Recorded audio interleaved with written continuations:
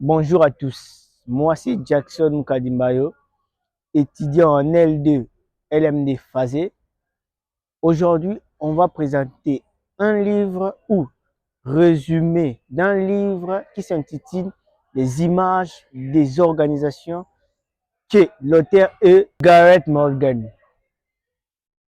Suivez-moi parce qu'on va aller étape par étape, ça veut dire proprement, et vous allez comprendre comment est-ce que dans les organisations ça marche.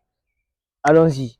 Explication orale des images de l'organisation de Gareth Morgan. Quand on parle d'une organisation, comme une entreprise ou une association, on a souvent tendance à la voir d'une seule manière. Mais en réalité, une organisation est complexe et on peut la comprendre sous plusieurs angles.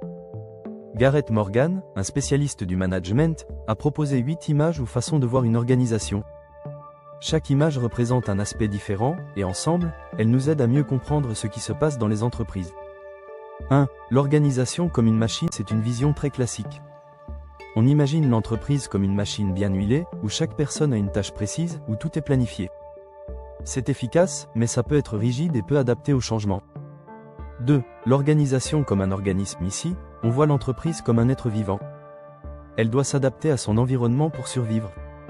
Si l'environnement change, elle doit changer aussi. C'est une image utile pour parler d'adaptation, de bien-être, de relations humaines.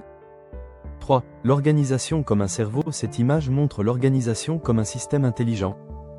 Elle apprend de ses erreurs, elle traite des informations, elle innove.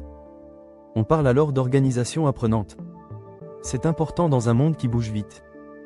4. L'organisation comme une culture. Chaque organisation a sa propre culture. Des valeurs, des règles non écrites, une ambiance, des habitudes. Cette culture influence tout, la façon de travailler, de recruter, de motiver les gens. La comprendre, c'est comprendre l'âme de l'organisation. 5. L'organisation comme un système politique. Dans toute organisation, il y a du pouvoir, des conflits, des négociations. Ce n'est pas toujours visible, mais ça existe. Il faut savoir gérer ces jeux d'influence, comme en politique, pour faire avancer les projets. 6. L'organisation comme une prison du psychisme. Parfois, les gens dans une organisation sont enfermés dans des habitudes, des peurs, des rôles.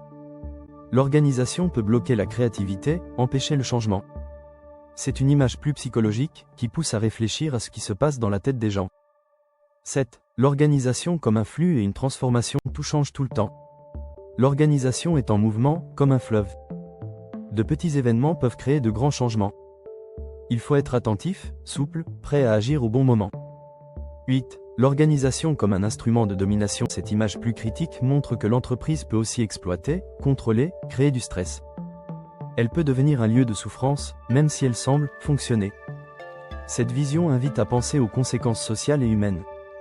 Coche conclusion à dire aux gens: il ne faut pas choisir une seule image, car aucune ne donne la vérité complète.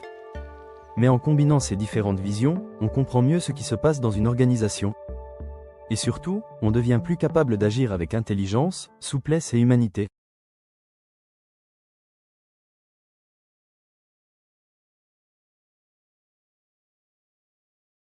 Merci pour votre attention et j'espère que ce que vous avez appris aujourd'hui peut vous servir dans le futur. Merci.